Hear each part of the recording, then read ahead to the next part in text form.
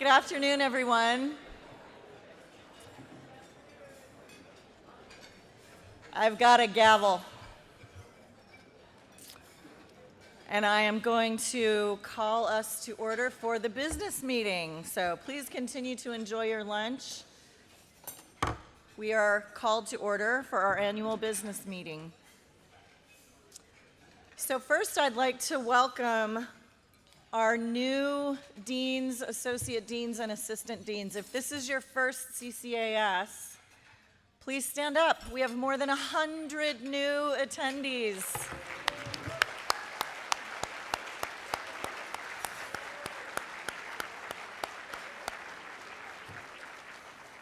Welcome, welcome, welcome, and we're so excited to have you here as we continue to build the bench and grow the future leadership for arts and sciences and the liberal education that we've been talking about all week. And I hope that your experience with CCAS in the coming years is as rich and meaningful and transformational as mine has been. So welcome again. Anybody? Hey, Jennifer, are you out there? Can you give me a drum roll? I'm gonna. I am delighted to announce next the results of the election.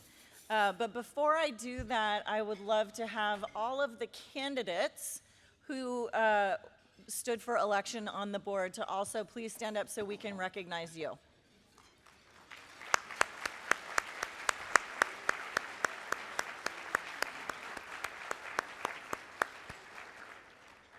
It takes a lot to engage at a higher level when we all have such busy lives and so many things happening on our campuses and so many challenges that you're all grappling with.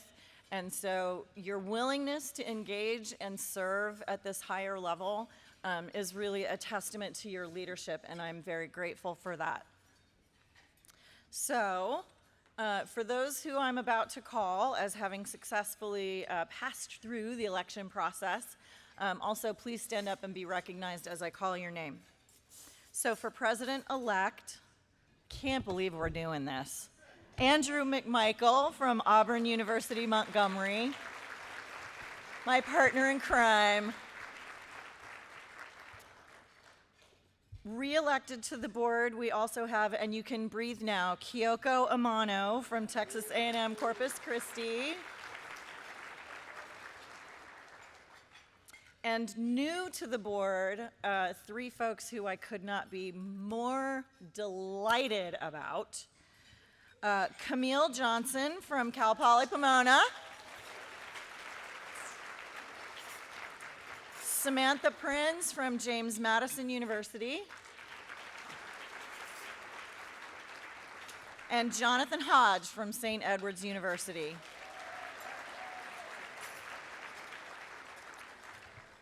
For those of you who were not elected this round, I really want to encourage you to participate again next year.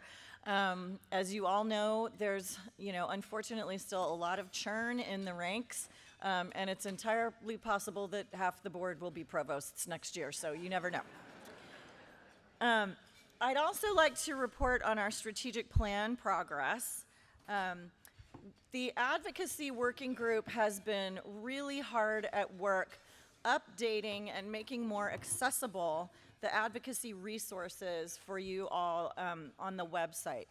We've had really good resources available for a long time, but they haven't really been utilized in a way that is meaningful, and people have not been accessing them in the way that we would hope in order to support the work that you're all doing out there. So please take a look at those new and updated resources when you have a minute, and please take advantage of the resources that are available to you through the website and through CCAS Connect. We also have really been deepening our partnerships, and for those of you who are representing these groups in the audience today, I would love to have you all stand as well and be recognized. We're so delighted to have strong partnerships with the Modern Language Association, the American History Association, the APA, and our sponsors, Podium and Hers and Academic Impressions. So please, if you're in the audience, please stand up and be recognized, and we thank you for your partnership and your sponsorship.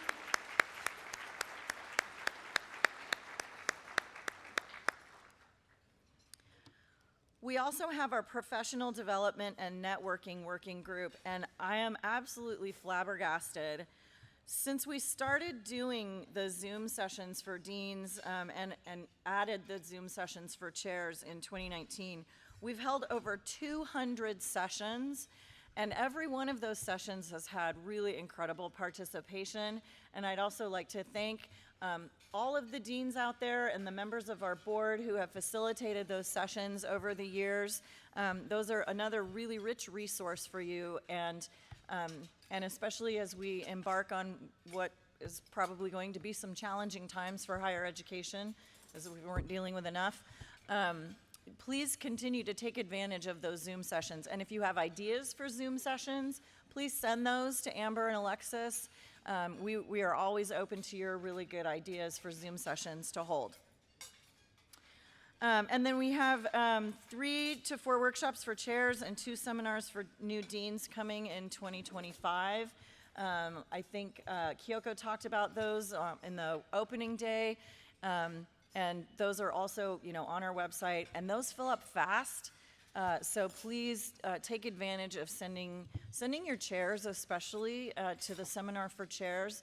It's one of the most economical ways to provide professional development for your chairs.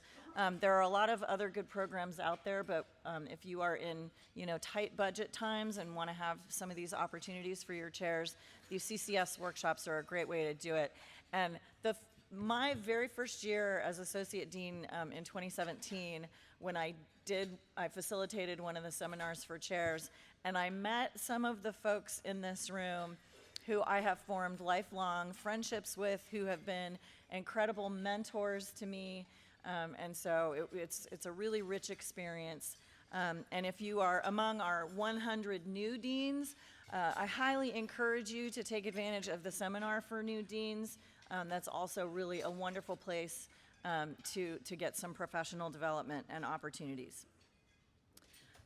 So that's pretty much it for the business meeting. We're being super efficient these days. But I also do want to give an opportunity for any announcements from our members on the floor. So please feel free to raise your hand if you have an announcement, or there's still 2 microphones. Please feel free to go up to the microphone if anybody has announcements or pithy things to say. Come on, Bowman. You're sitting right next to the microphone. You got nothing? So disappointing. All right, well, hearing none, I would like to call President-elect Shaylee Menon to the stage, please.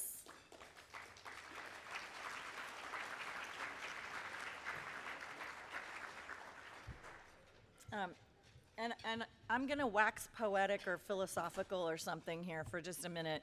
Shaylee and I have served on the board together for a few years now, and she is one of the board members who I have learned the most from. Sorry, Andrew, it's not you. She is thoughtful and kind and insightful and intuitive and fun and funny and just a lovely and wonderful human being and an exceptional leader. And she is going to be a great president for you for the coming year. And so it is my pleasure and honor to pass the gavel to President Shaylee Menon.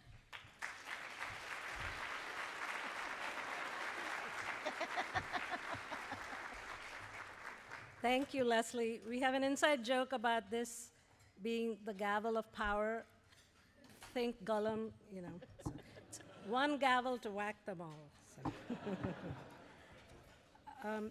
Thank you, Leslie, for your service on the board and as president of CCAS, and for the many deep conversations and laughs we've shared over the years. We will miss you, and we hope you will use your gavel of power for good. And with that, I would like to present Leslie with a plaque, except this is a plaque with a twist, so you'll see. There you go. Okay, do I open it now? Yes. Okay. This is a little terrifying.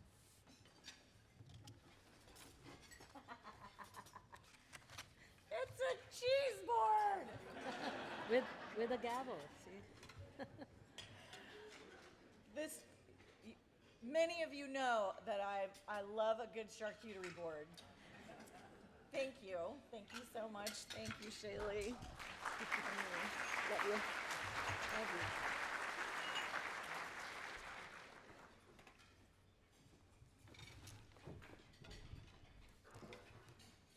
It's now my privilege to welcome Nathan Grawe for our luncheon presentation. Dr. Nathan Grawe is a professor of economics at Carleton College, where he has served on the faculty since 1999. In addition to being a faculty member, Nathan served as Associate Dean of the college from 2009 to 2012, which will resonate with the many Associate Deans in the room today, and with those of us, like me, who served in that role prior to taking on the Dean role, which you chose not to, right? Nathan earned his BA from St. Olive College and his MA and PhD in economics from the University of Chicago. His work as a labor economist examines intergenerational connections in education and labor market outcomes. Nathan has participated in the leadership of Carleton's Quantitative Inquiry, Reasoning, and Knowledge Quirk initiative, and has shared lessons learned through invited talks and professional development workshops at dozens of colleges and universities across the USA and Canada. Since 2015, he has served as senior editor of Numeracy, the flagship journal of the National Numeracy Network. In 2018, he took on the role of the executive director of the journal. Nathan has written extensively on many topics, including demographic forces and their connections to higher education demand, including Demographics and the Demand for Higher Education, published in 2018, and The Agile College, published in 2021, both from Johns Hopkins University Press. Please join me in welcoming Nathan to the podium.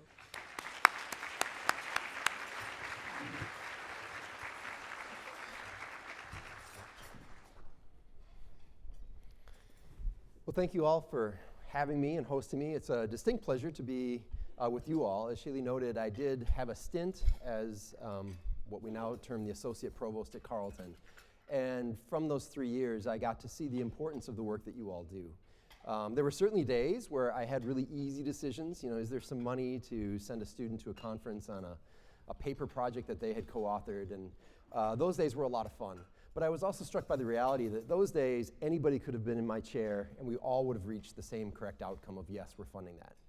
I was also in the office. I started in 2009, so we were still in the midst of the financial crisis cleanup budgetarily. And so I was in the office for some less pleasant moments.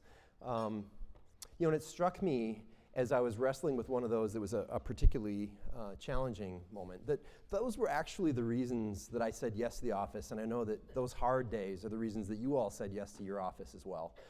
Those were the days where what you all do, the decisions you make, actually make a difference. Who's in the seat determines the direction that your institutions might take on some hard choices. And so as a faculty member, I just want to say thank you for saying yes. I've seen the compensation package that goes along with your jobs, and it's not enough for the heartburn and the knot in your stomach. When I went back to the classroom, a month or two after leaving the dean's office, I noticed that I didn't have that pit in my stomach. It was like, that's just been like there for 3 years. So I really do appreciate the decisions that you all make and the way that you all try to make them so that we as faculty feel like we're honored at the institution, and it makes possible all the fun things that I do with my students.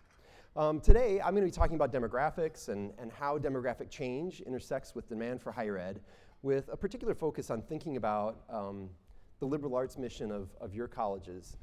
So I'm at Carleton College, where we're fiercely committed to the liberal arts model, we only have a College of Arts and Sciences, I suppose you would say.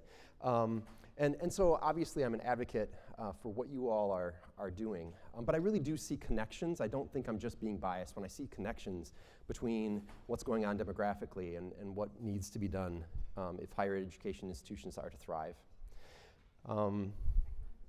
So we're talking about demographic change. Some forces of demographic change are really, really slow moving and have actually been with us for a long time.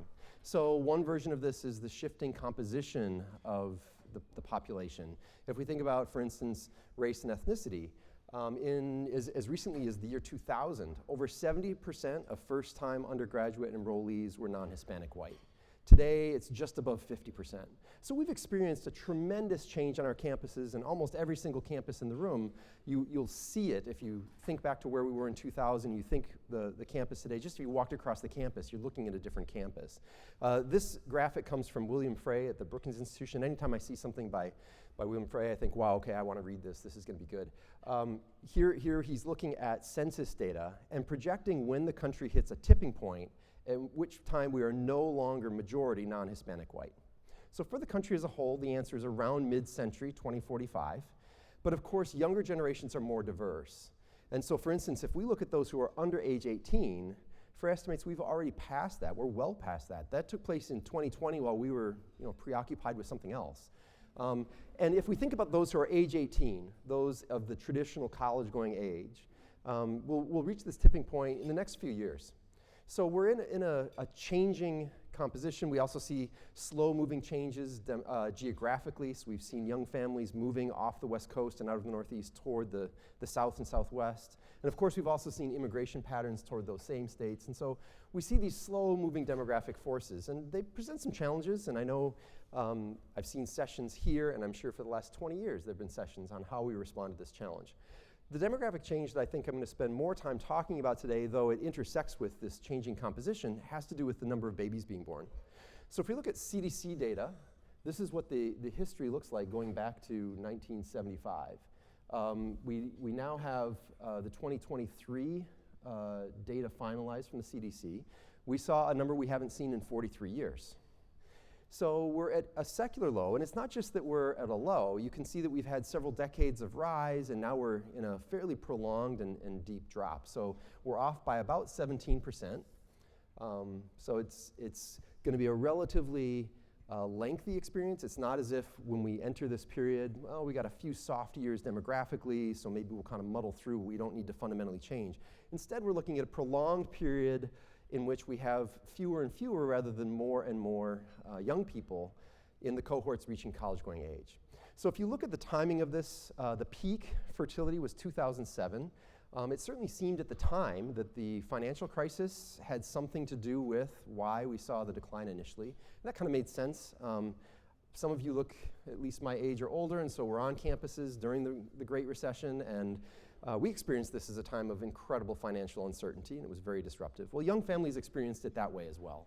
And so it seemed to make sense that they would they would at least delay fertility and maybe even reduce the number of births in response to all of this economic uncertainty. But of course, we saw a very robust recovery in the economy. But as you can see here, we didn't see a recovery in terms of the numbers of births. For us in higher ed, thankfully we have an 18-year lead on experiencing these changes. Unfortunately, basically time's up. So that 2007 peak is 18 years ago to this year's cohort that we're recruiting. So the kids who will come of age and graduate high school in 2025 is that peak birth cohort. After that, we start looking at cohort sizes that naturally are getting smaller and smaller. And we're going to have to think about how we adapt to this. And I think one of the challenges, we were speaking at our table in front here, that this presents is just the reality that it is a paradigm shift. I was at the crisis meeting that was in the concurrent session just before now. And I was struck as I was hearing these stories about institutions that either handle a crisis well or didn't handle a crisis well. How often when it doesn't go well, it's because we're following a playbook. And the playbook is a good playbook. It's been developed in a very, very sensible way with the information we have. The problem is when we have a true crisis, we have a paradigm shift. We're in a new world, and we're still operating as if we're in the old one. And that tension leads to some very bad outcomes. And so as we look at the enrollment history in US higher education, we find ourselves in that kind of situation, in part because of this demographic increase in the United States, but also in part because if we went back a little bit further in time on the births, those of you who are a little older than I might immediately recognize that 1975 is kind of a low point. We're coming off of the baby boom down into a birth trough. And there was talk about how that would lead to contraction enrollments in the 80s and 90s in higher ed. But we didn't see that. Instead, we saw an explosion in enrollments. Well, why was that? Well, that was because the returns to skill went through the roof. The returns to a college degree roughly tripled during that time period. And so everybody wanted to get back. They wanted to go to college, or if they were out, adult learners wanted to go back and get a degree. And that sort of bailed us out from the consequences of demographic contraction. There's no reason, I mean, that was a global phenomenon. There's no reason to think that just because we saw a contraction in births, we should necessarily anticipate the returns to college would go up. And in fact, we'll see a little bit later, the evidence right now is suggesting that things are moving in the opposite direction. And so the challenge on our campuses is that from World War II to the Great Recession, we saw enrollment increase upon enrollment increase upon enrollment increase. If you looked back 5 years from 1953, you would have said, not surprisingly, hey, we got more students enrolled in higher ed today. But in fact, you could have looked back 5 years in every single year up to 2013 and said, hey, we've got more students enrolled today than 5 years ago. It's been a long time since we could say, hey, we've got more students enrolled today than we had 5 years ago in American higher ed. And so when you look around your campuses and you say, who can we tap? Who was the leader who went through the last episode like this? The answer is literally no one. Now, I'm not saying that we haven't seen institutions that saw decline, but none of us have lived through a period of anything like prolonged contraction in enrollments. And we have our playbooks, we have our policies, we have our budgeting processes, all built in this old world. They all make sense for that world. But if we're in a different world, well, then we've got ourselves a challenge. And in higher ed, it's a challenge that adds up. So this is work by Kenneth Johnson up at the University of New Hampshire. Vermont is really kind of like ground zero for demographic contraction, so it's not surprising that Johnson would be the one who's doing this. I looked this morning, he's actually updated it for the 2023 numbers.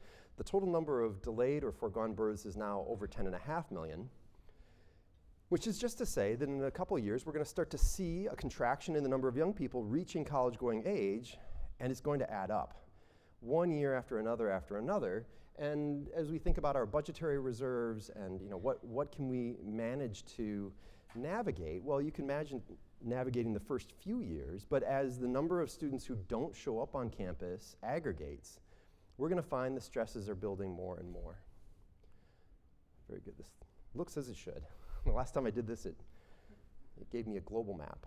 It's not what I was looking for.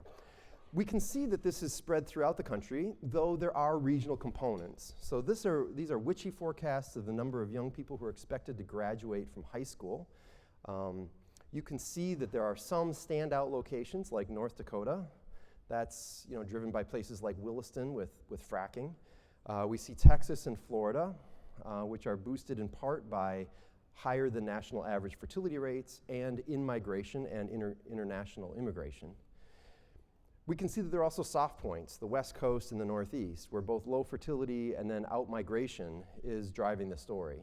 But I think the bigger point to capture is that while there are differences by regions, we don't really have any region of the country that's looking forward in the next couple decades, anticipating substantially more students or even to hold their own. It's just a matter of how much decline. And that means we have ourselves some challenges. So I saw this data for the first time as part of a strategic planning exercise when I was in the administration. And at that time, it was 2012. So we hadn't yet really seen the decline in aggregate. We had seen, however, what was going on in the Northeast. Because of out-migration, it was already true that Witchy was projecting that the entire Northeast quadrant of the country was in decline. So we had this map that was mostly positive, and then in the Northeast quadrant, a big, gaping red hole. And for those of us in more selective higher ed, that Northeast region is really important, and in private higher ed in particular. They disproportionately send kids to private schools and so on. And while Carleton is a little bit more Western focused in our particular recruitment strategy than some of our peers, it was pretty clear that we shouldn't be stupid. I don't think that our peers who are in a declining part of the country are just going to stay there. They're going to start shifting recruitment resources to compete more directly with us. And so it got me thinking, like, okay, so is this a problem? So you all, like I, have some letters after your names, and psychologists tell us that a consequence of all those letters is that when we see data that's uncomfortable or contrary to our priors, we tend to kind of just push it aside. The letters allow us to push it aside because I could ask questions, reasonable questions. Yeah, you know, it's true. Like, yes, okay, there's going to be a decline in the number of high school graduates. I'll take that as given. But are those young people the people who attend colleges like mine, or is it a different subset of young people? And I think those are important questions to ask. But I didn't want to just because I can ask a question like that doesn't mean that I don't have to grapple with the underlying story. And so I started asking myself, how could we do something like what Witchy's doing, but to disaggregate from the different subparts of higher ed?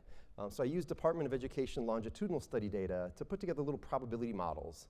Given basic demographic markers, what's the probability that a kid like this will attend a 2-year college, a 4-year college, a 4-year college that's ranked among the top 50 colleges and universities versus one that's outside the top 100 and so on. And these are the projections that result. So I want to, first I'll explain these, and then I'm going to come back to these are projections, not predictions, and I'll explain what I mean by that. So in each one of these, what we're looking at is relative to 2018. So if you're at a value of 90%, that's 10% below the 2018 value. In the top left, we have the projections. It's basically the projected number of young people who have demographic markers that look like, in the recent past, the kinds of students who attend a 2-year institution.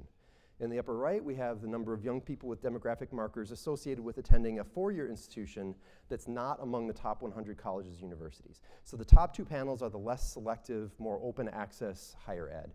In the bottom 2 panels, we have more selective forms of higher ed. In the bottom left, the national universities are ranked 51 to 100 on the US News lists, and then the elites are those in the top 50 colleges and universities, so 100 institutions because we've got the 2 lists. As you look at these projections, hopefully you'll see that, okay, in all 4 cases, we see this contraction coming. Starting in 2025, we reach a peak, and then it starts to contract. That's just the echo of the declining numbers of young people.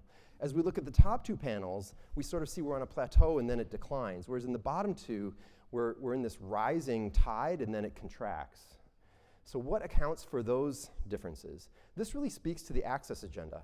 And for this, we really have to credit what's going on in the top 2 panels, right? The access agenda that allows more and more parents to have a college degree, that was largely the work of 4-year institutions that are not ranked among the top 100 and 2-year institutions. But the consequence of all those parents who have degrees is an increasing interest in more selective forms of higher ed, because parents with degrees are more likely to be interested in those more selective institutions. And that creates then this rising tide against which we have the demographic contraction. And so it looks like there are going to be some subsectors of higher ed, as we go forward with this demographic contraction, that are going to sort of follow the population. That's the 2-year institutions and the regional 4-year institutions.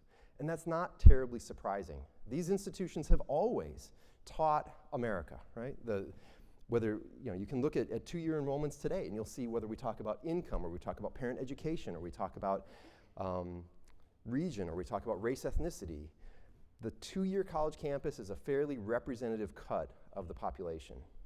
The more selective higher education institutions don't look like the population as a whole, and so not surprisingly, what we see here in their projections are not following exactly what's going on in the population. As a consequence, I think my projections push most institutions back toward those Witchy forecasts. Witchy is looking at high school graduates, and no, high school graduates are not like college attenders exactly, but when approximately 60 to 70% of high school graduates immediately go to higher ed the following fall, as the population goes, so too will the enrollments at these more open access institutions. So if you're not among the top 100 colleges and universities, probably I would say you do have to look at that Witchy data pretty seriously. In fact, I would encourage you to look at their data versus mine if you're looking on your more local. I'm looking at a state level. It just has to do with where's the data coming from? I'm sitting on some samples, they're sitting on some larger databases. I would find there's more reliable at a granular level. And if you're not among the most selective institutions, I would say, well, Witchy is probably telling the story that you have to grapple with. And for that matter, most institutions have feeder schools. You should know, your institution should know in the admissions office, on even greater detail, what's going on in the schools where we are drawing a lot of students. If we were to break this down by region, we would see that, as the Witchy data suggests, there are some regional patterns, with the South and the West being much stronger than the Midwest and the Northeast. And that's just because of the demographic situation there. In all 4 submarkets, that comparison is true. We can look within the projections, though, and see what's going on with who is making up the population of students who are attending. So what I'm doing here is to compare the recent past, the cohorts that reached traditional college-going age in 18 and 19, to a not too distant future, those reaching traditional college-going age in 33 and 34. In the left 2 most bars, we're looking at that comparison just at the number of 18-year-olds.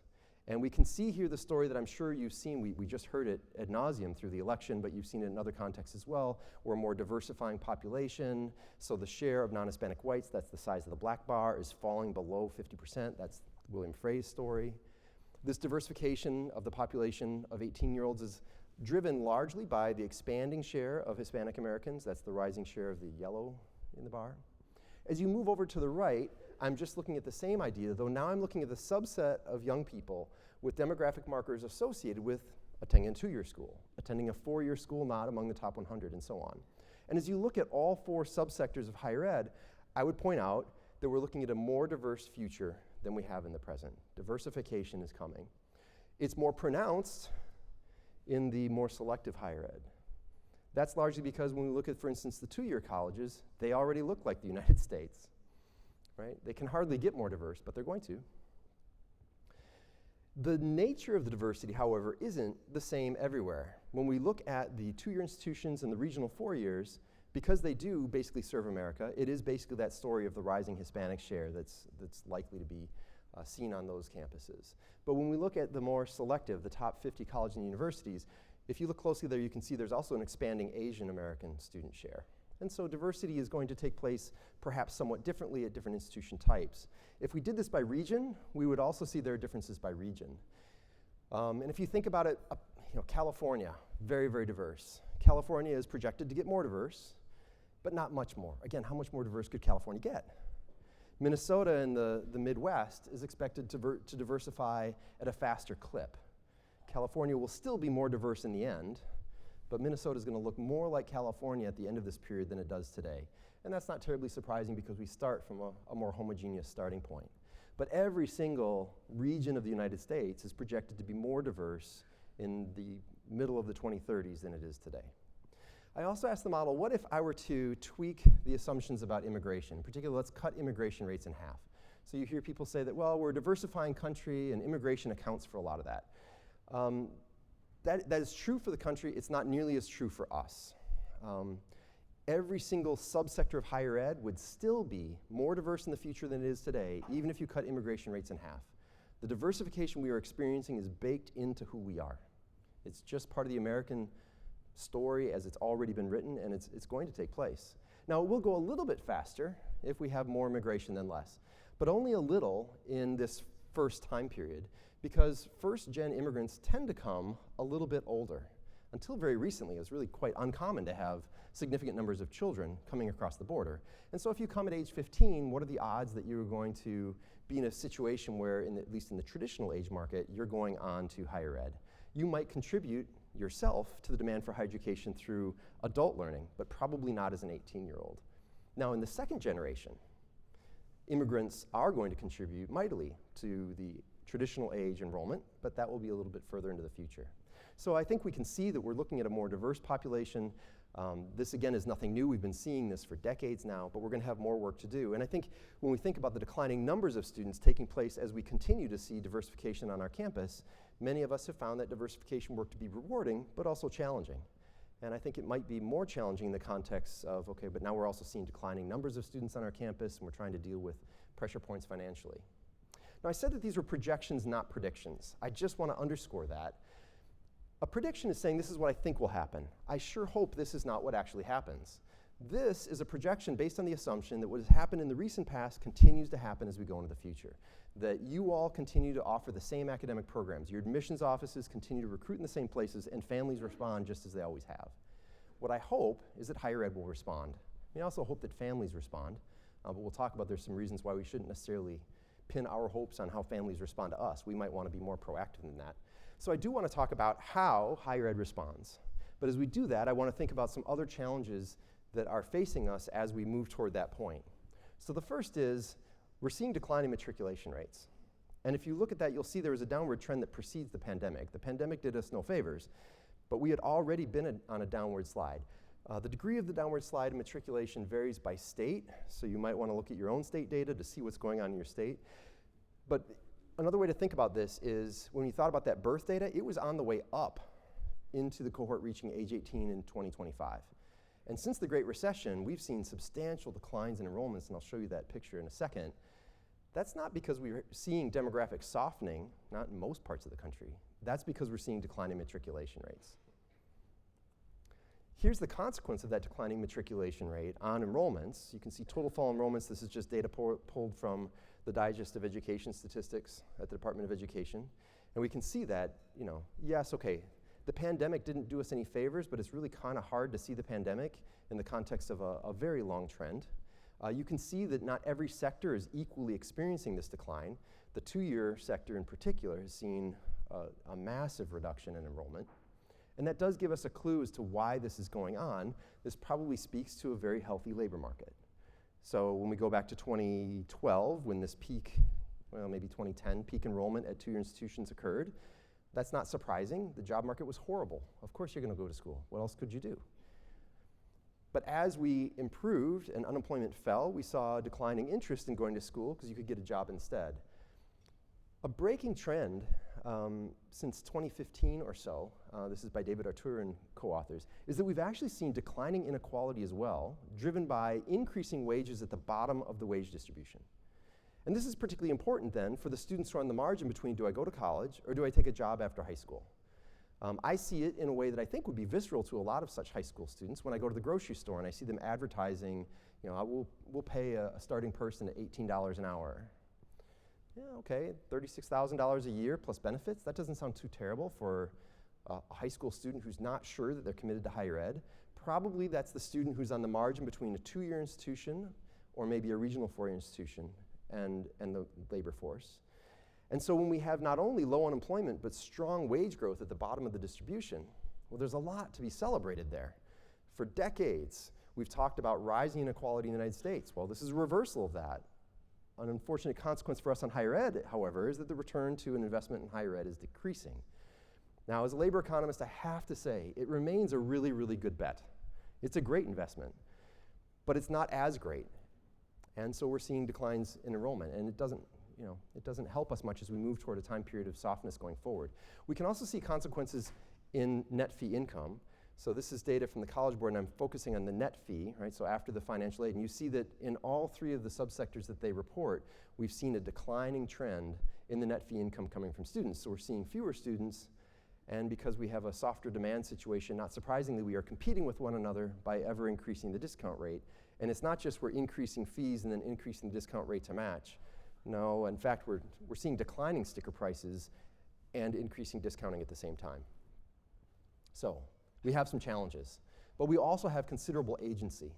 So how is higher ed responding? And I want to speak about this in particular from the focus of the academic program, because that's of course most relevant to you. But I'm going to start by thinking about the traditional answer, speaking of paradigm shifts.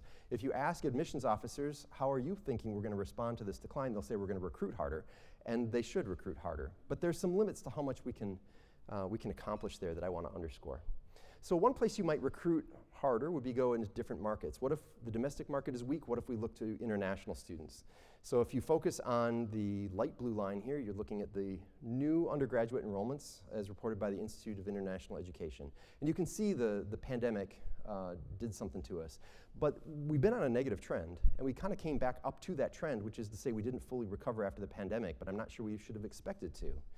Now, given what just happened this week, I'm sure many of you are thinking, okay, so is this a Trump administration? To a degree, no doubt, the Trump administration policies on visas didn't help us. But if you look at where that trend starts, it starts with students who were arriving in the fall of 2016. They were making matriculation decisions when we all knew that we were going from an Obama administration into a Clinton administration. And I mention that just to point out two things we shouldn't lose track of. One is there are some cultural things going on that make the United States maybe less attractive. So we have some work to do in terms of how we actually sell this. And two, we're facing increased competition from Canada, the United Kingdom, Australia. India and China themselves are building institutions modeled on your colleges in order to retain these students.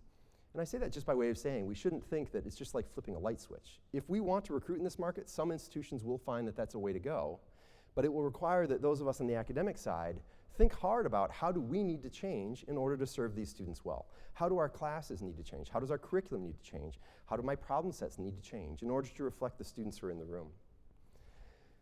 Pam Ettinger, who's president of Bunker Hill Community College, talks about going through this kind of transition she was talking about to adult learners. First in California, she was serving as a provost, and then at Bunker Hill, where she was serving as president.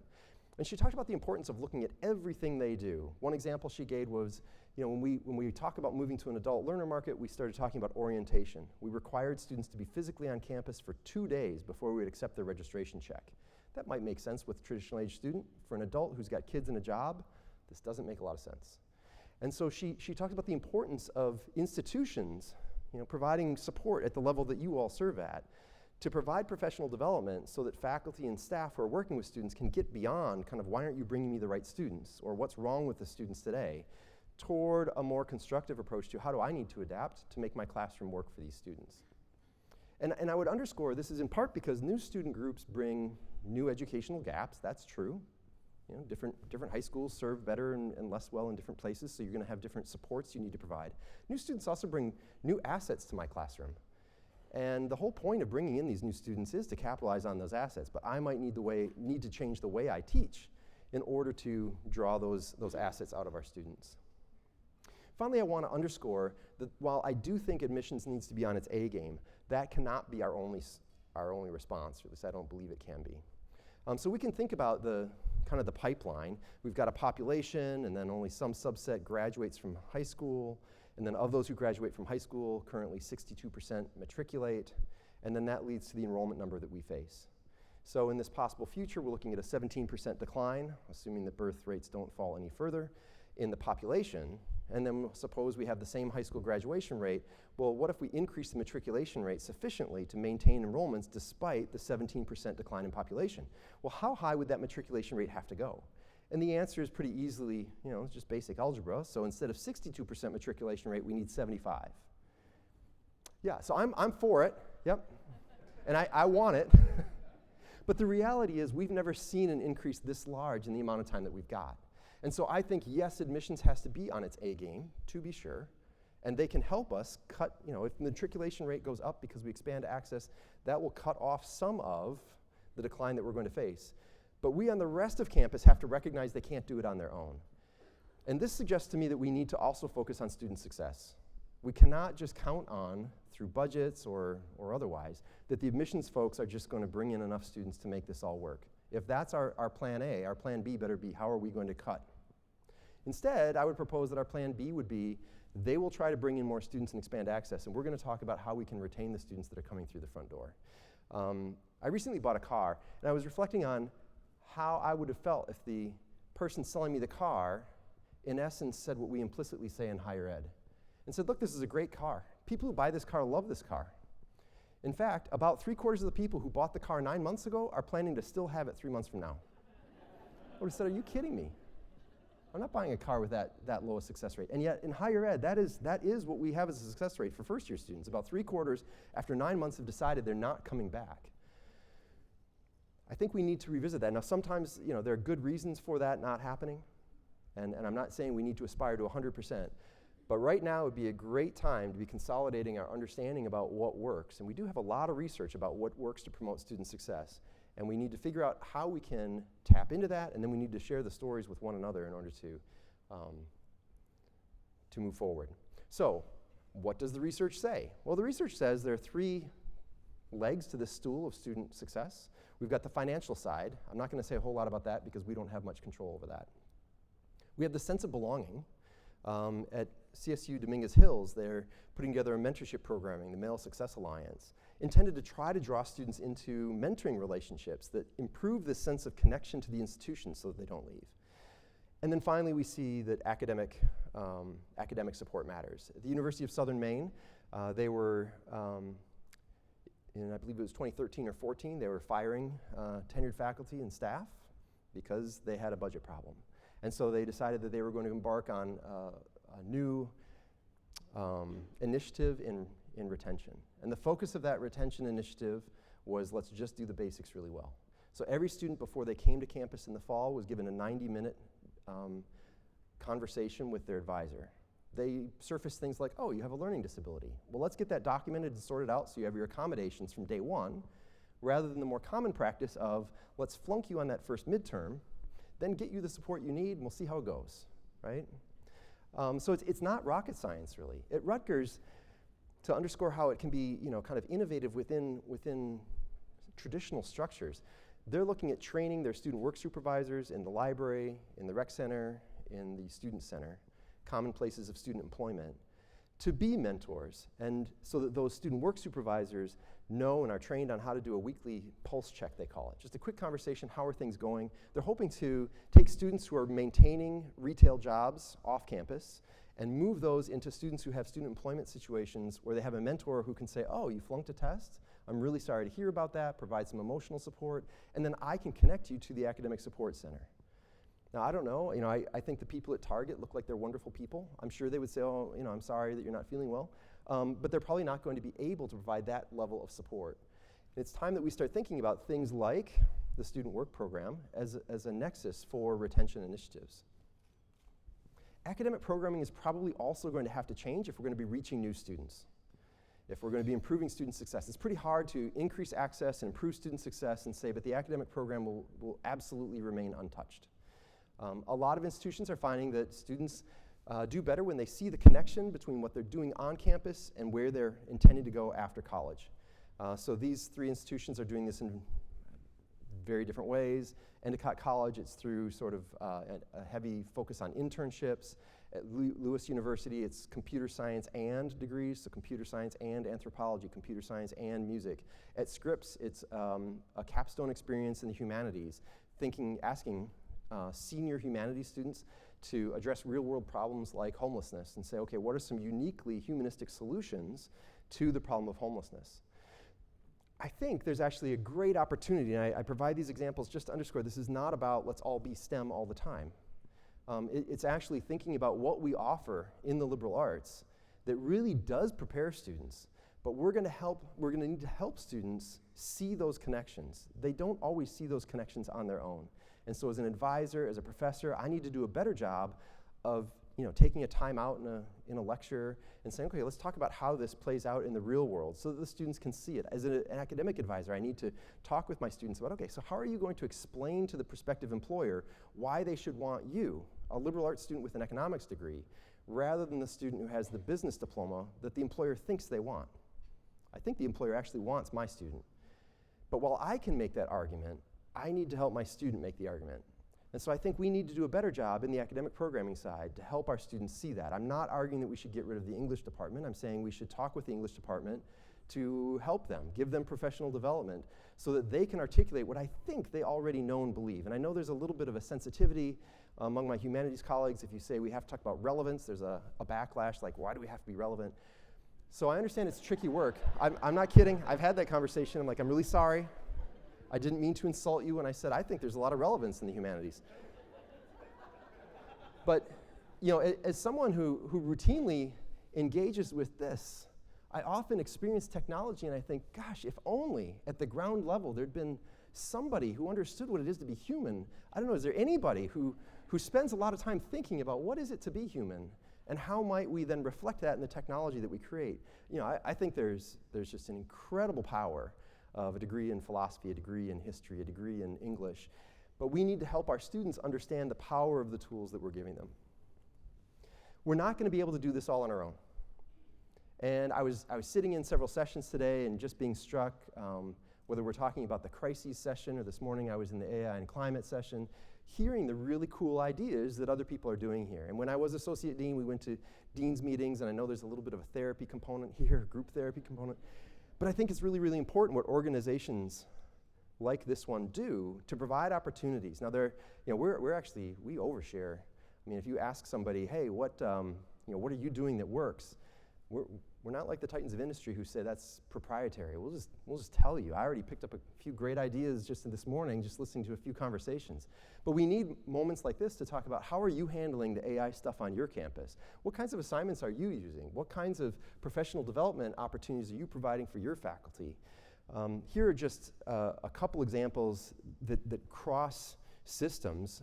So we here have the Council of Independent Colleges that worked with Teagle funding and the North Carolina Independent College Universities to work with how can they handle better the transfer process from the state's two-year institutions.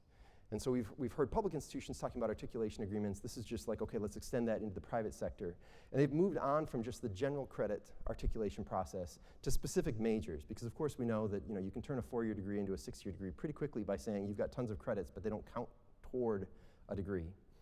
I think that's the kind of work collaboratively that we might need to think about. Where else do we have campuses that are close enough in proximity where we can say we can have a joint program? You might not have a critical mass of students interested in that, and we don't have a critical mass, but together we do.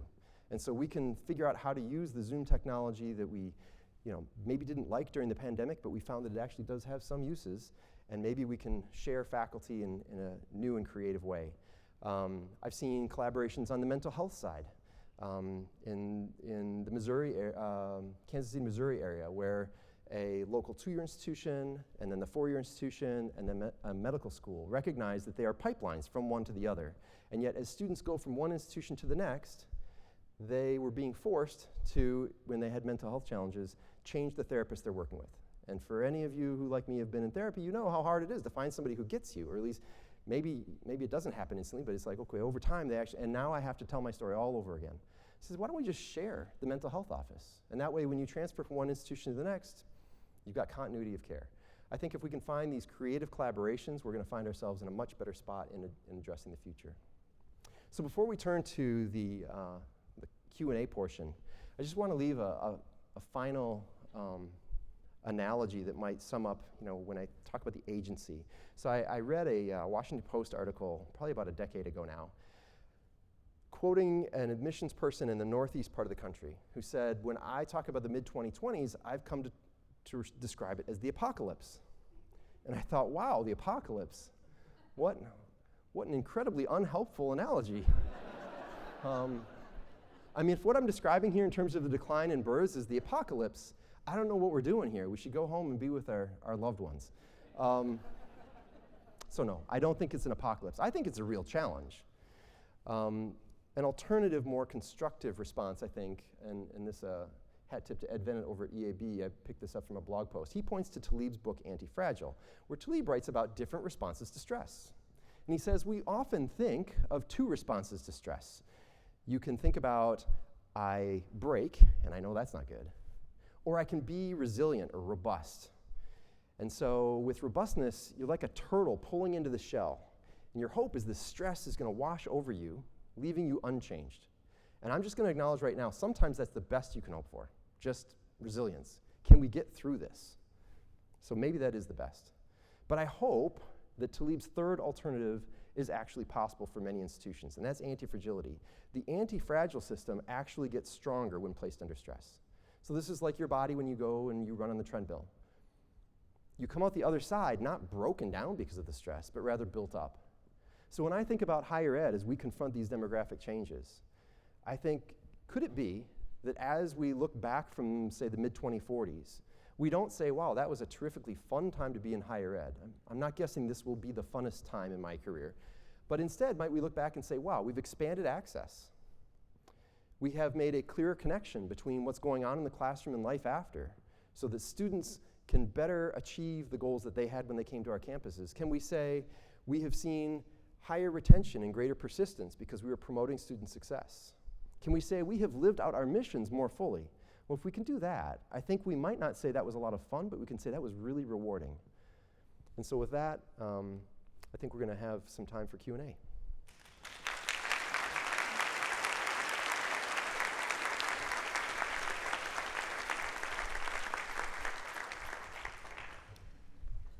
Thank you, Nathan, for that excellent food for thought and for giving us lots of ideas for ways.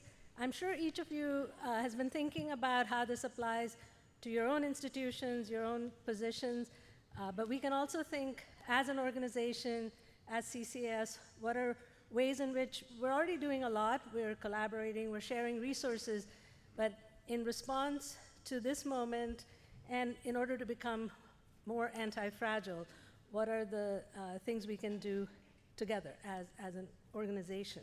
So we're always happy to hear your ideas. And with that, we'll open it up to questions. I see people lining up already, and go ahead, Kyoko. Hi, Kyoko Amano, Dean of the College of Liberal Arts at TAMU CC. And I actually have two questions. First one is, when I was reading your book, I noticed that all the data was pre-COVID. And I was wondering if you have any plans to publish post-COVID revised, like, second edition of your book. And the second question is whether you have any opinion on NCES, National Center for Education's statistics. I think this came out in February 2024, enrollment in degree granting post-secondary institution data, because their data seems to predict the sort of flat line in many cases. So I just wanted to ask these two questions. Sure, thank you. Okay, so first the COVID question. We don't have another, so I could update with population data, but you can already see, we already know what happened to births, it just continued going down. We don't have a new education longitudinal study out that captures changes in college going, particularly post-COVID. We do know some things, however. The Witchy folks have done some great work looking at the number of kids who are progressing through high school. And unfortunately, at least in the short run, we know there's not going to be many favors done to us from that dimension. We saw students, particularly in the early high school years, repeating ninth grade at a higher propensity. So we know there was some learning loss. In addition, we just saw a decline in the number of students who are in the public high schools. Now, there are two possibilities there. We don't have the same data coming from private high schools and homeschooling, and we know that there have been increases in enrollments in both of those categories, just not that, we don't have granular data on how much. So one possibility is it's just shifting where the students are at. But the other possibility is that we really have lost some students, that students got lost in the shuffle, they achieved the age where their state allowed them to stop out, and they just stopped out. Even for the students who didn't stop out, we already know that we are going to be facing challenges in terms of learning loss for a long time. So some of my colleagues don't have kids, and one of them asked me, how long do you think we're going to be dealing with some of these weaknesses in mathematics preparation? And I said, look, I had a kid who was 6 as the pandemic started, and his class is completely messed up. Right now he's in 7th grade. So I think we have at least a decade of students who are in a compromised position. I hear from high school educators, for instance, that in the math curriculum, with the inefficiencies that came with online education, they couldn't get through the entire curriculum. So they had to jettison some things. So they didn't do logs, for instance. Now, for some of you, that's no big deal. For some of us, it's like, oh, okay, that's useful information to know, because I teach sometimes presuming that they've seen a log at least, and now I have to either stop teaching that, or I'm going to have to somehow teach them how to deal with logs and exponents. So I think while we don't have data that says about college going post-COVID, we do know it is just going to make things harder. We're going to have to work harder and smarter in thinking about, okay, so where are students at this fall? And I can't just presume that they're at the same place they were last fall. As far as projections, yeah, the Department of Education has a very rosy model. It's had a rosy model for a while. I can't speak, I've looked at what they're doing, and basically it boils down to, we all agree on the 17% number of declining number of births, so they've just got a higher matriculation rate, and I can't speak for that. So I'll just say, if that's what happens, okay, you've got two paths that you all can take right now. People like me are saying, like, okay, this is a pretty big challenge. We should try to improve student success. We should try to make better connections between what we're doing and life after college. We should try to boost retention rates, and the admissions office should expand access. If it turns out that I'm wrong and the Department of Ed forecast is right, all of that will have been only for the benefit of our students, not for our financial benefit. But if it turns out I'm right, well, then maybe it saves your job. So, those are the choices that we face. Thanks so much. I'm Carla Koretsky. I'm coming from Western Michigan University, where I'm the Dean of the College of Arts and Sciences. So I've got a question for you, because in Michigan, our governor just signed 2 years of free community college, and I know that's happened a number of other places. And so I'm wondering if you have any data that really would speak to whether that increases matriculation rates or whether that just redistributes the students between 2-year and 4-year institutions. Yeah, that's a great question. So we have data from places like Tennessee, and we have data from, there was an Adams Scholarship in Massachusetts. So we do have some data on this. It does suggest that there's a redistribution of where students go, but that there also is an increase in matriculation. Interestingly, despite the increase in matriculation, in many cases we don't see an increase in graduation rates. And that's because of the shifting of where students go.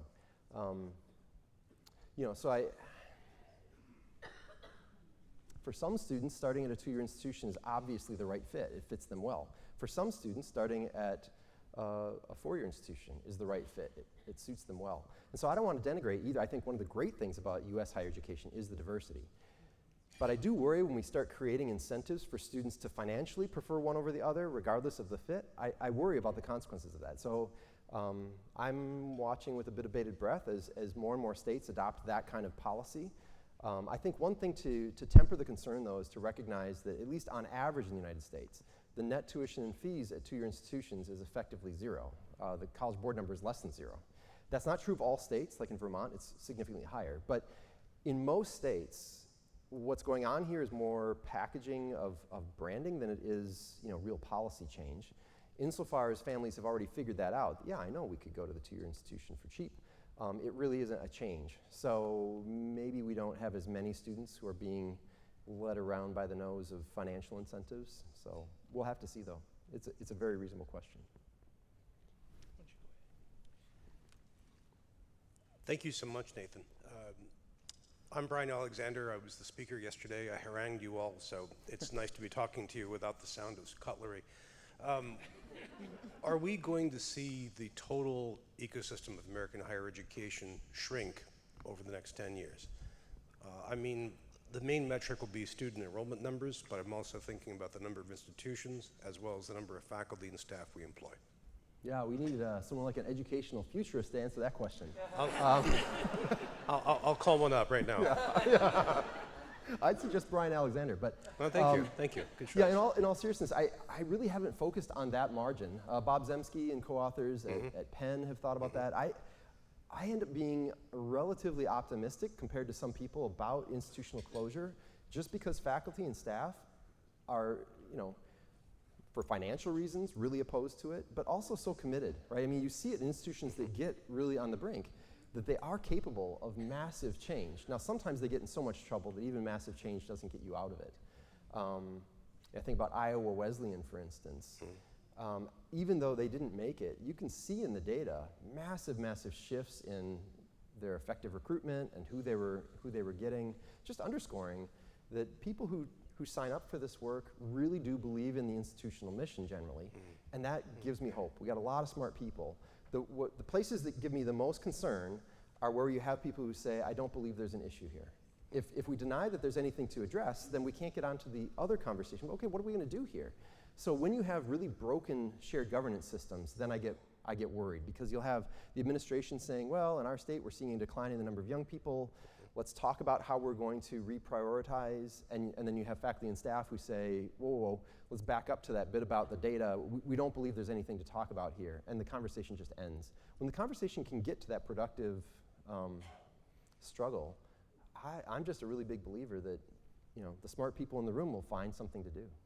I talked to one president in a depressed region of the country, and I said, wow, I mean, it's really, because they were in the midst of that kind of conversation. I said, it's really encouraging to see.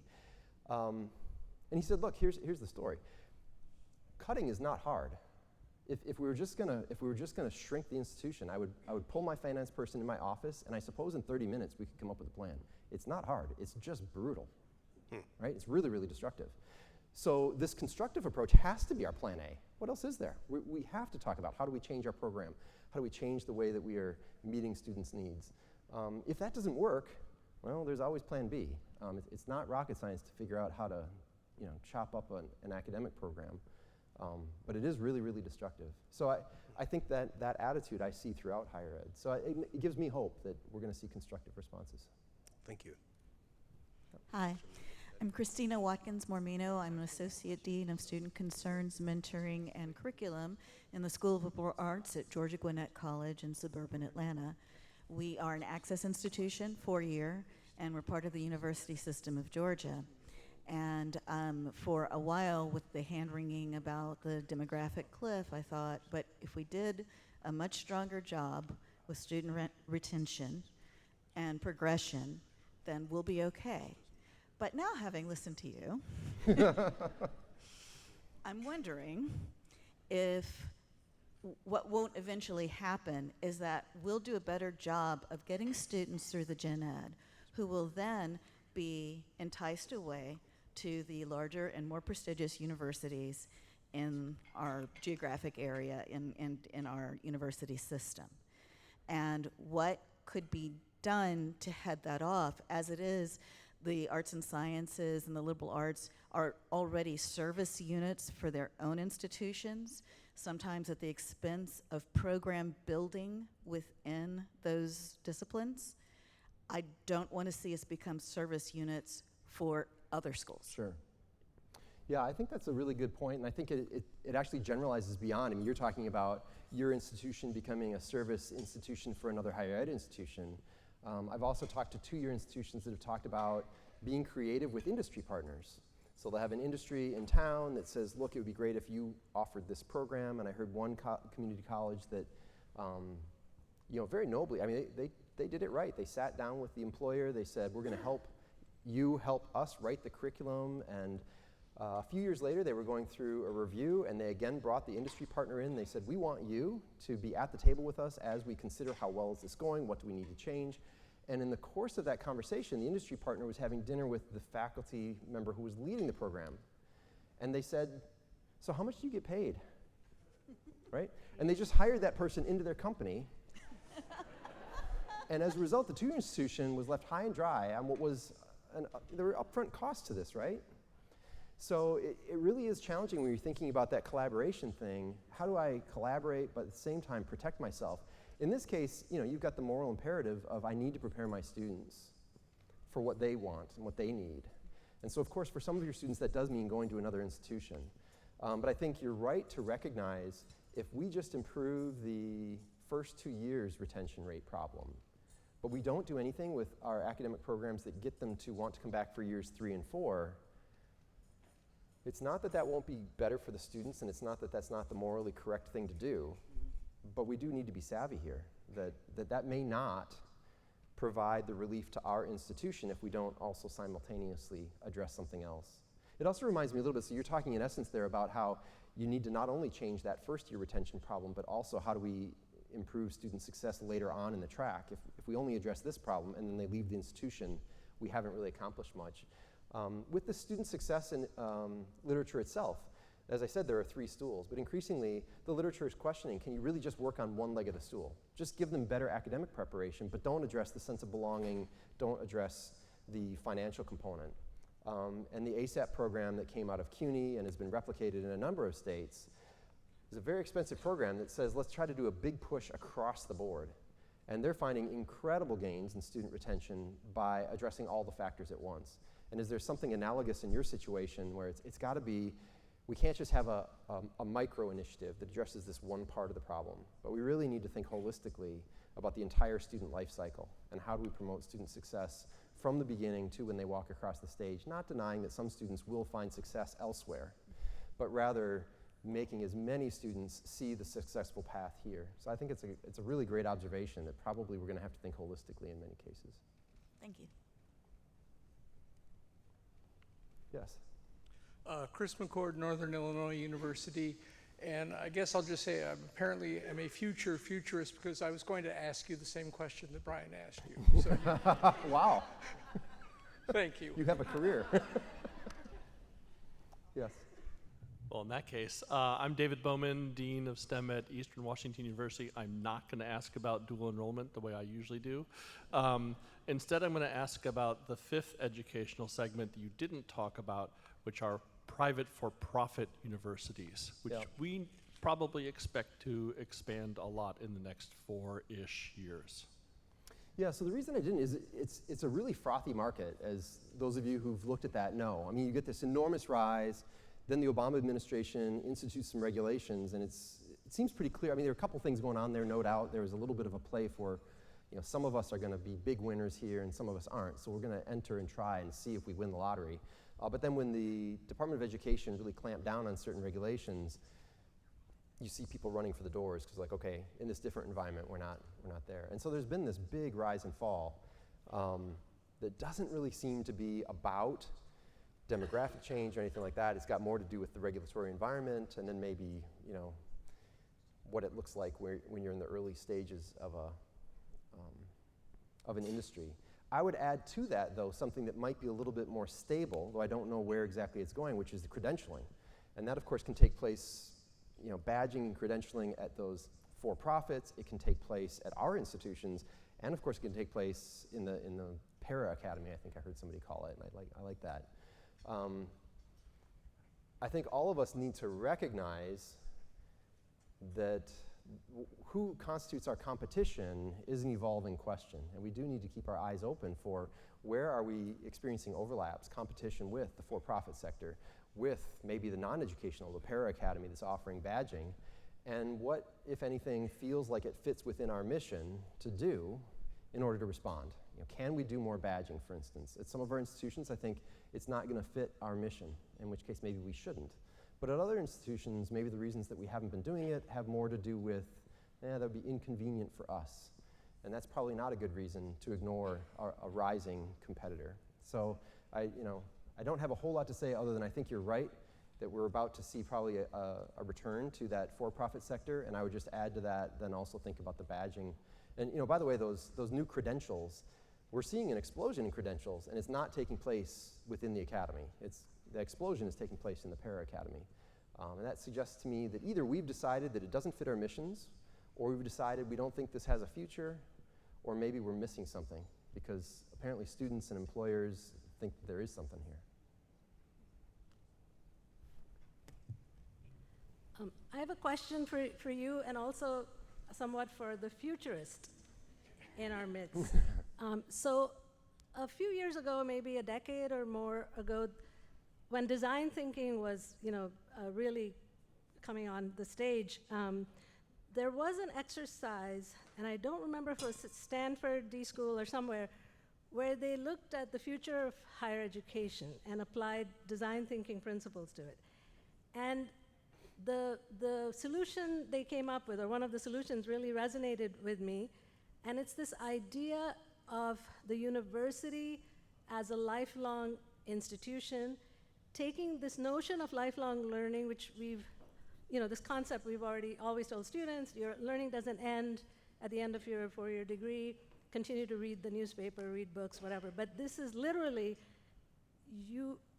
the idea is to have easy on and off ramps, so there are low barriers to entry, and with the emergence of AI and the peril of climate change and all of this, it's going to become even more relevant to be constantly learning as a society, as individuals, as communities, how to respond, how to react, how to be, how to mitigate the effects of those or incorporate AI, whatever the case may be.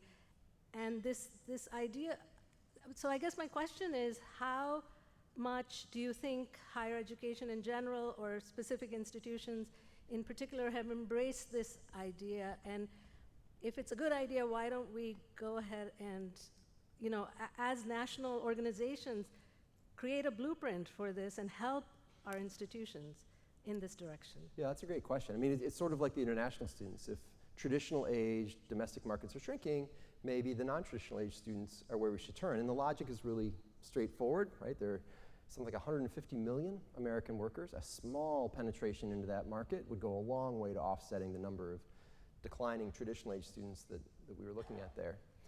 I've heard a lot of people suggest that route. Your question is the right question, though. If we really believe that, why don't we do something about that? Because if you look at the enrollment data of late, well, I've heard a lot of institutions saying, yeah, well, our strategy as we look forward to demographic contraction is to expand into adult learning. And yet adult learning enrollments are going through the floor right now. And so it seems to me that there's a little bit of a tension between what some institutions are saying they think their plan will be and what they're actually doing to actually achieve that end. And I would only caution, it comes back to that professional development moment that your offices can support. If you're going to make that shift, don't do it just through the admissions office by sending recruitment flyers to adults. Don't make it simply be, okay, we've decided you're okay here. You can give us money and come on our campus, right? I mean, that's kind of the way sometimes we do these shifts in enrollment. It's rather going to have to be like, let's sit down with some of these people and let's think hard about what are the needs of a student like this and how do we need to change what we're doing, and so we actually meet the needs of these students. If I can add a slight clarification, I wasn't thinking incrementally, so I wasn't thinking of using the traditional approaches of, traditional students or non-traditional students, adult students. I mean literally changing the university to being a place that we always go to for to get that next, bit of knowledge or experience, and throughout our lives. And that's the vision, right? That's the vision of a real paradigm shift, right? Where you're not just saying like, we're going to tweak something here and then you can figure out how to make that work, you, the student. Rather, you say, we're going to fundamentally change us so that it fundamentally works differently for you. That question over here. Hi, thanks. Emily Haddad, University of Maine. My question is about the effects of dual enrollment and other forms of early college on the phenomena that you are outlining, and I wondered if you could comment on that at all. Yeah, so dual enrollment, at least in the institutions that I've talked to, is controversial because it doesn't get paid as well as our regular students do. And it ends up being sort of a bit of a substitution. In addition, there are some real questions about how well it does or doesn't work for recruitment purposes. We see students who get dual enrollment credits and then they have no interest in attending the institution where they did the dual credit work. They then want to go elsewhere. And I think for higher ed as a whole, there is kind of this tension that it does mean that there aren't as many credit needs insofar as they do get it done in high school. So I think I often hear a lot of resistance to the model as a result of that. And I don't mean, from what I'm about to say next, that we shouldn't have conversations with legislatures about how do we get compensated for doing this work. But I think if our knee-jerk response is just, well, this doesn't work for us, so we're not going to do it, we're missing something, which is that for the students, it is doing something positive for their educational paths. And so we somehow have to come to terms with, okay, there are students for whom this really does make sense. And I was a high school student once, and I can imagine a lot of reasons why you might not want to spend another year in your high school and instead be on one of your campuses. So, okay, if there are students for whom that makes sense, how do we make it work as a system? I think the reason it probably comes up over and over is because we don't yet have a system that actually makes it work for all of the constituents. But that doesn't mean that we couldn't find an equitable way to do it. It's certainly, it's going to make the problem worse insofar as, okay, now the students might be here, but they're going to enroll for fewer terms. If it's taking students who are on the margin and drawing them into higher ed, that would be great. But my sense is that's not what it's doing. It's not taking a student who's thinking about no college or maybe I go to college. It's serving students who are already in our market.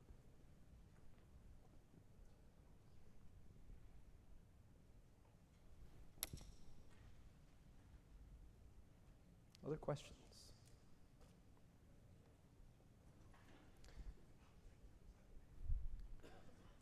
If there aren't, my understanding is we have break next. And then if you do have questions, it looks like we've got one more. If you do have questions that you just weren't willing to raise in front of the large group, we're going to have opportunities for more questions in the next session that I'm at, which will be right next door. So if you've got a question, you've just been sitting on your hands, we do have another opportunity if you really need. My last name starts with a Z, so I'm always used to being last. So, very good. My name is Ryan Zappalak. I'm the interim dean of the College of Health Sciences at Sam Houston State University, about 3 hours east of here. Two things. We'd read your book a couple years ago, and it was very helpful in helping us think differently about the way enrollment would look for us, so thank you for that. An anecdotal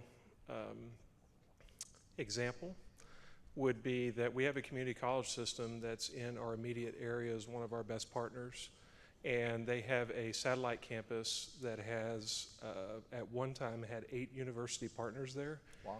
5 of them were from outside the state of Texas. Interesting. And so when we start to look at that, that's obviously competition, and they're from places that are identified in your book as having enrollment challenges. So I found that to be really interesting. The second question I have for you, though, is What have you kind of looked to see what admission standards look like overlaid on top of the declines? In other words, we saw a lot of places go test optional, and we've also seen minimum GPAs fall, particularly at regional publics like mine. So I didn't know if you'd actually looked at that to see. I haven't, but I think it's a really interesting question. I mean, obviously, COVID is going to, with the test optionality, well, both for the GPA and the test optionality, it's going to throw a curve there. But the decline in enrollment predates COVID enough that, and all of that data should be gettable at this point. You know, I would expect what would happen is as demand is shrinking, it becomes a more student-friendly environment, and so we are discounting and we are dropping our standards and saying, let's figure out, and to a degree, I think that's probably the right response.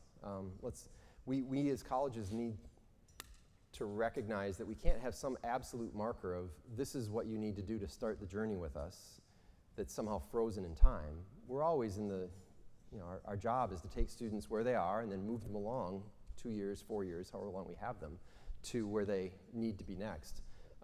And that requires us to meet them where they're at. Obviously, as a teacher in a classroom, there are times that I see the consequences of that and it's uncomfortable. So right now, you know, I'm looking at sometimes students who can't do algebra with the same facility that I've seen in the past and trying to think, okay, so what do I say to the admissions folks? Because I'm frustrated by that.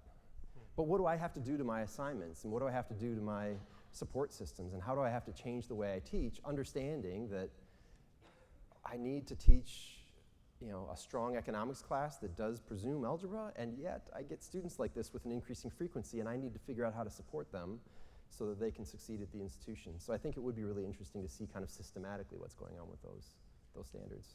Thank you so much. Very good. Let's thank Nathan one more time.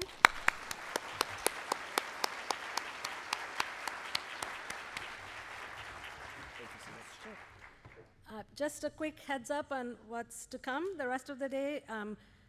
Immediately following this, we have a short refreshment break. And then at 2:15, we have our concurrent sessions, including the one with Nathan. So if you have additional questions or you'd like to talk more one-on-one, we have Confronting Demographic Challenges, a discussion with him. And then don't forget, from 3 to 5, there's the Podium Juice Bar. So you had caffeine infusions yesterday, and today you can have juice. And then there's the second concurrent session starting at 4 o'clock. And then at 5:30, there are different groups meeting, including the HERS alumni. And dinner, I think, is on your own today. So, all right, well, enjoy. Thank you.